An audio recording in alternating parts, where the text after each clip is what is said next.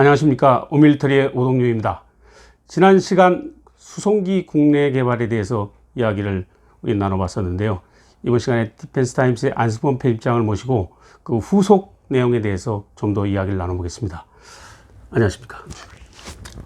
어떻습니까? 그 국내에서 수송기를 개발하게 되면 그게 국내 물량만 소화해가지고는 그 개발비가 안 나오지 않습니까? 그래서 해외 수출을 염두에 둬야 되는데요. 그래서 일단 진입, 예. 개발을 이제 하고 나서 판매처를 이제 찾아야 되고, 예. 그럼 진입이라는 단어를 사용하는데, 그 현재 우리 국방부 합참 방사청에서 이제 추진하는 사업이 전자전기 예. 그 사업이 있고, 네. 그다음에 이제 뭐 조기용보 통제기는 이제 뭐 해외 이제 그냥 그대로 들여오는 거죠, 추가로. 그렇죠. 예. 그리고 이제 그 해군의 해상 초계기 있죠, 대잠 해상 초계기가 현재로서는 이제 후속 6대가 신형이 이제 포세이돈이 들어오기로 돼 있는데, 네. 문제는 일단 그 저번에 우리 한번 말씀 나눴던 게 그 P3CK라고 이제 중고 초계기를 들여다가 이제 국내 카이에서 그 전자장비 다 갈아치우고 뭐 이렇게 손을 봐서 개량하는 거. 개량을 이제 뭐 이렇게 다시 만든 거죠, 항공기를. 네. 많이 내부를 다 갈아치웠으니까 비행 이제 가능한 항공기를 골라서. 예. 그래서 그거를 이제 말씀드렸다시피 이제 그것도 운영 수명이 짧더라고요. 예. 말씀드린 대로 그때 기억나실 네. 것 같은데, 그래서 2030년도에는 이제 그 항공기들은 이제 그만 사용하고 처분을 이제 해야 되는데, 일단 그거에 대한 그 후속 그 플랫폼, 그 항공기에 일단 있어야 되죠. 그렇죠. 그러면 이제 뭐 또 뭐 해외에서 뒤져서 뭐 하든지, 뭐 아니면 전자장비 해당되는 센서나 전자장비는 그 또 다른 이제 그 전문 업체 해가지고 다 접목을 시켜서 결합을 해서, 네. 이제 그런 생각을 이제 전에 그 봄에 그것도 말씀드렸죠. 그런 생각이 있다고 하더라. 어허. 그래서 이제 우리가 상반기에는 이제 그 정도만 말씀드렸는데, 현재는 이제 국내 개발해서 해당되는 플랫폼들을 만들어내자. 네. 그리고 거기에 이제 전자전기 소유도 있고, 전자전기는 개발 완료 목표를 2030년으로 잡고 있어요. 역시 예. 이거 장기 사업처럼 다른 거 네. 국내에서 만드는 것처럼.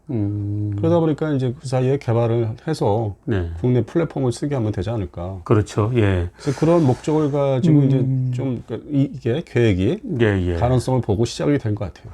지금 말씀 듣고 보니까 국내 개발만 하더라도 그 국내 개발에서 국내 수요를 충당하고 해외 수출하는 것만 생각할 게 아니고 다른 무기 체계로 이렇게 그 플랫폼으로 사용할 수도 있는 길이 있군요. 일단 뭐 싫어하시는 분도 있지만 국내 수요부터 잡아서 네. 안정을 취한 다음에 그거를 이제 기반으로 해외 수출을 나가겠다는 거죠. 네네네. 예. 지금 그 일본의 그 C2 수송기 얘기를 잠깐 나눠보면 말이죠. C2 수송기가 지금 그 엔진은 물론 이제 G의 그저 미국제 터보 CF6. 네, 그걸 이제 달았습니다만 그 아랍에미레이트 쪽에 지금 이야기도 되고 있다는 얘기가 있죠.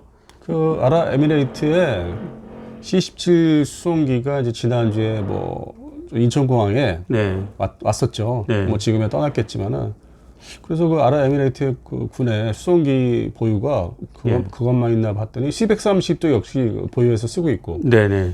충분히 어떤 수송기 전력을 가지고 있는데, 근데 워낙 이제 그쪽에 예멘하고 이제 전쟁을 이제 수행하다 보니까 수송기 수요가 더 늘고 더 필요한 거예요. 그러한 그 제트 수송기가. 그 C17을 잘 사용하고 있는데, 그래서 그 당장 그 획득할 수 있는 서방측 무기를 쓰는 나라이기 때문에 어떤 그 엔진이 당장 뭐 미국제인 그 C2, 그렇죠. 그게 더 이제 걸 쓰고 있으니까. 그게 더 이제 도입을 하면은 사용하기에 일단 좀 엔진 정비도 그렇고 좀 익숙하지 않느냐. 그러니까 러시아제는 뭐 있긴 하지만 러시아제는 이제 사용하는 나라가 아니기 때문에 그 항공기를.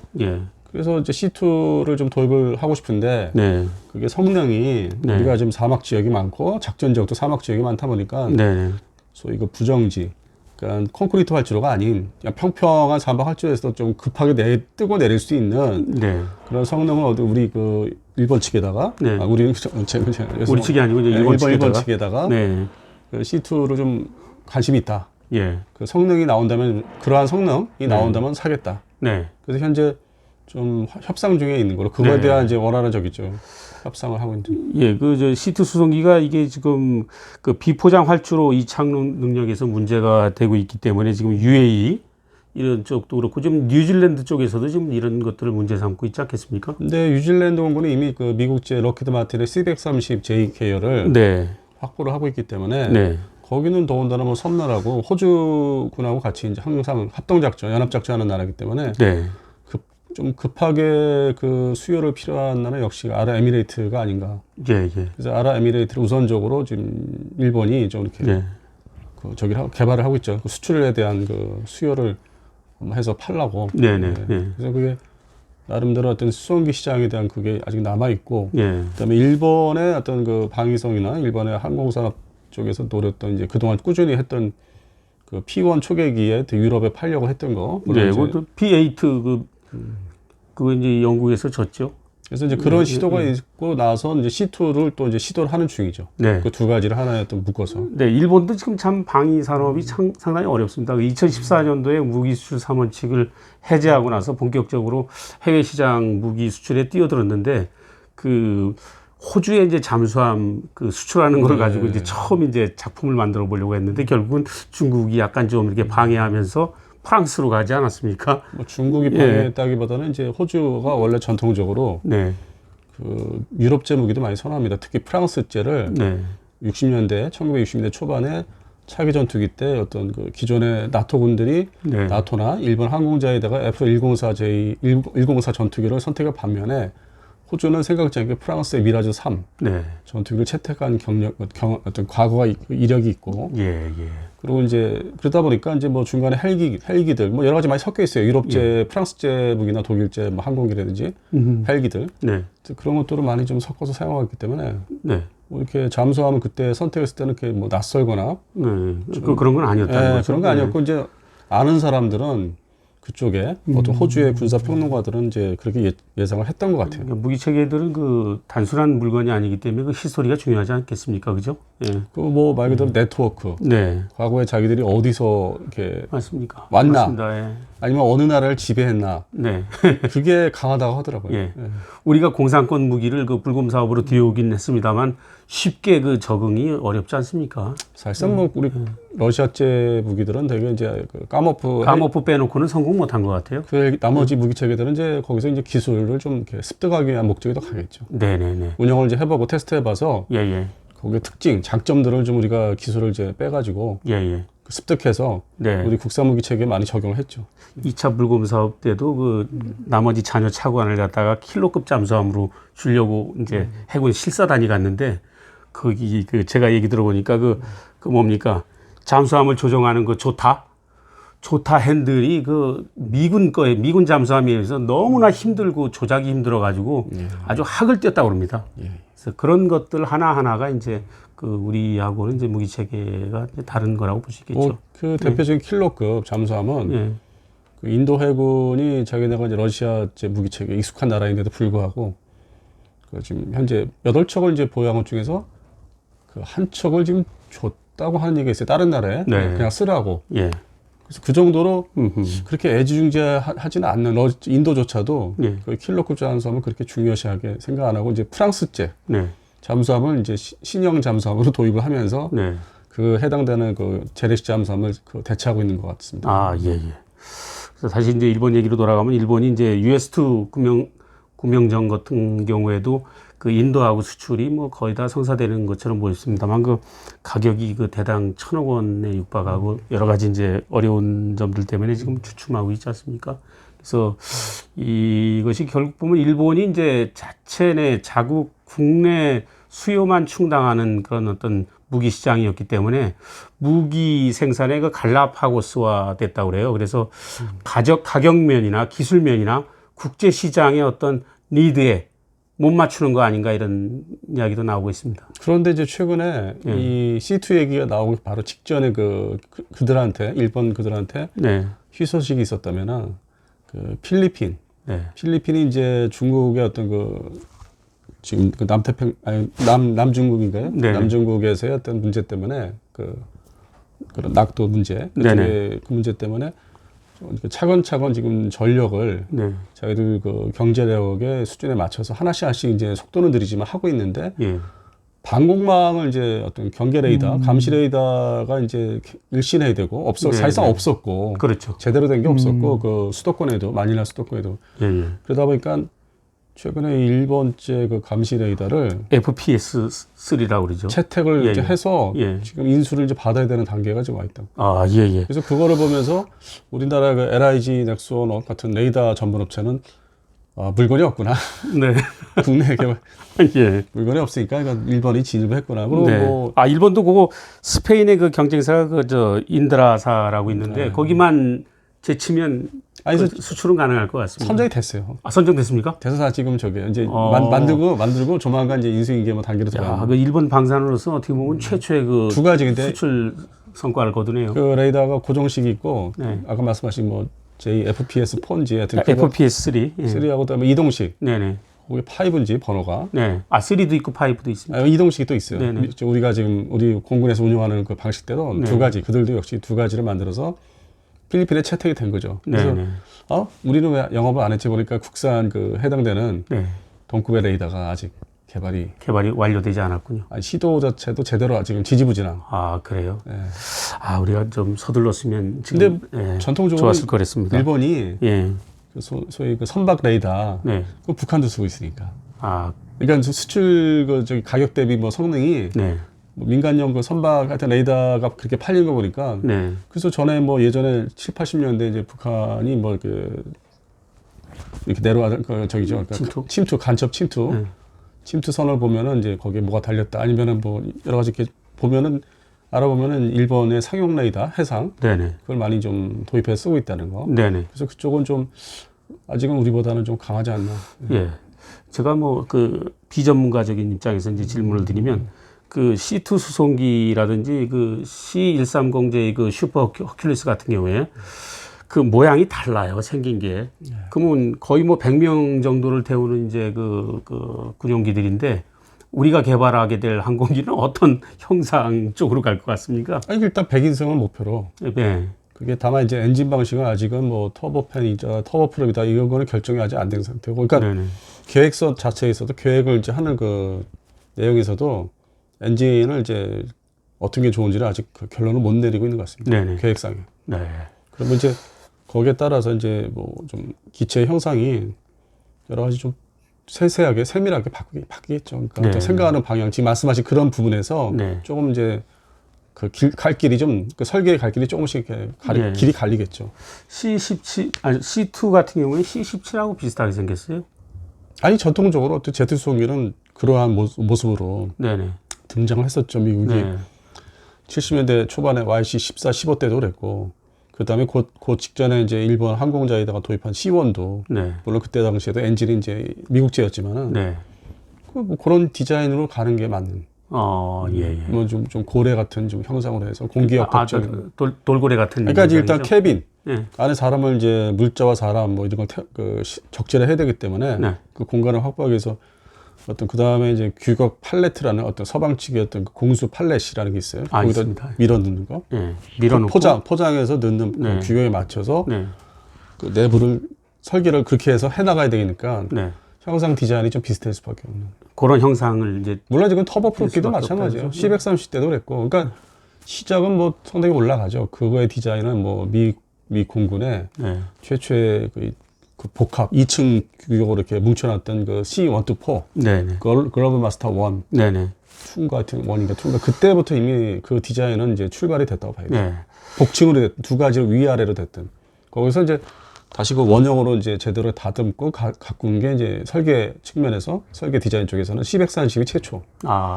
그리고 이제 그걸 좀 더 길게 만든 J2형 C133이 있었고. 133이 있군요. 근데 이제 그 C133은 이제 저 어떤 대륙간 탄도탄은 그 당시에 구형. 그거를 이제 공수하기 위해서 특별히 제작한. 특별히 이제 거기에 맞춰서 하다 보니까 좀 동체가 유난히 좀 길었고. 근데 그걸 다시 이제 제트화 시켜서 좀 더 가늘게 만들었던 게 C141. 그래서 어떤 기수의 조종석의 앞방향의 어떤 그 모양들을 보면은 지금 말씀하신 이렇게 좀 둥그런 원형. 그렇게 해서 이제 그 추세가 이제 그렇게 해서 넘어왔죠. 물론 이제 그 당시 1961년도에 나왔던 그 독일과 프랑스가 합작했던 C-160도 그랬고, 네. 그 전에 50년대 영국은 이제 그런 종류가 이제 대량 생산하지 못한 수송기가 몇 가지 있었고, 네. 그래서 2차 대전 끝난 이후에 네. 우리 한국전, 그러니까 6.25 전쟁이 진행되는 그 기간에 개발된 이제 수송기들이 네. 그런 디자인 형상들을 이제 띄기 시작했죠. 네. 네. 우리가 지금 이제 군용기 국내 개발에 착수한다면 이제 완성된 기체가 나오는 거는 2000 몇 년도로 볼 수 있을까요? 지금 일단 뭐 분위기를 이제 봐야 되고, 그리고 이제 이건 국방부 예산으로 이제 개발 예산을 할 수 있는 게 아니기 때문에 네. 산업자원부터 좀 끌어들이고, 네. 그래서 그런 어떤 정책적인 측면에서 조정과 정리가 이제 결심과 네. 그게 다 이제 모아지다 보면 아무래도 그것만 해도 몇 년 걸릴 것 같아요. 네. 그리고 이제 설계를 네네. 이제 하기 위해서 어떤 또 그 단계의 준비 작업. 예, 예. 그렇게 하다 보면은 실제 항공기를 이제 우리가 이렇게 볼 수 있는 거는 2030, 3년, 4년, 5년. 아, 지금 그 말씀이 맞는 것 같아요. 일본의 그 C2 수송기하고 피한 그 초계기 같은 경우엔 그 초도 비행이 2004년도에 했어요. 근데 작전 배치된 건 2017년 아니겠습니까? 근데 뭐 그 사람들은 네. 그 전에 이제 해상 초계기도 자체적으로 해봤고. 네네. 수송기도 오히려 우리보다 시간이 더 짧았다는 얘기죠. 아, 올해 그쪽에다가 이제 전투기는 자꾸 미국의 눈치가 보이니까 그거를 병행하면서 동시에 병행했던 게 수송기하고 해상 초계기. 아, 예. 그거는 아주 오래됐죠. 거의 우리 그 70년대 이전에 60년대에 거슬러 네. 올라가는. 그래서 그게 나름대로 그들한테 결실이 이제 맺어진 C2 수송기, 네. P1 해상 초계기. 네. 그 이제서 말씀하신 대로 그때부터 등장한 거기 때문에 네. 그 실전 배치하고 지금 양산을 본격적으로 하면서 진행하는 게 현재 최근의 일들이고 네. 많은 시간들이 이제 걸렸죠. 필요했었고. 네. 예. 우리가 이제 그 수송기를 개발하면서 국내 수요뿐만 아니고 수출까지도 고려해야 된다면 그 제작을 할 때 어떤 점들을 좀 고려를 많이 해야 될까요?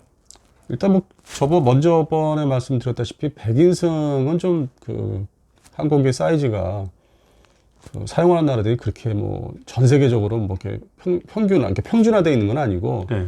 못 사는 나라들, 그다음에 오지에 사는 뭐 아마존강 지역이라든지, 네. 그다음에 아프리카, 뭐 동남아시아에도 뭐 그 숯불 그 살림이 많고 이제 정글 필리핀 같은 말레이시아, 인도네시아, 특히 인도네시아, 예. 인도네시아 같은 나라를 따져보면은 역시 뭐 한 큰 사이즈라면 70, 80인승, 네. 그리고 이제 좀 짧은 동체라면 이제 50인승, 네. 그 사이에 항공기를 이제 개발하면은 실제로 해외 수출은 좀 이렇게 경쟁력이 더 있을 것이다. 유망한데 네. 대체 수요가 나오니까 네. 그러한 항공기들의 어떤 수명도를 보통 50년 사용한다고 하더라고요. 우리 공군의 그 CN-235가 1994년에 다 인수를 받았는데 네. 그래서 저는 그 전투기 기준에서 그 원활히 비행을 많이 하는 전투기를 생각해서 30년 사용하면 벌해되지 안 되냐 했는데 네. 실제로는 50년을 지금 목표로 사용하고 있어서 현재로서는 문제가 없다는 거예요.